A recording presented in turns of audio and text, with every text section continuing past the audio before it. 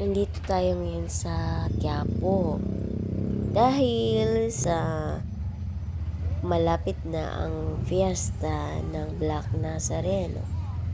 Kaya dito tayo nagpunta. Walang hanggang pasasalamat buong taon at sa mga ilang taon pang mga makalipas ay salamat po sa paggabay palagi sa amin sa araw-araw ng aming buhay, sa mga challenge na nalagpasan namin. Patuloy nyo lang po kaming gabayan at ingatan. Ilayo nyo po kami sa lahat ng anumang kapahamakan. Gayon din ang mga nanonood ay pagkalooban nyo po ng biyaya.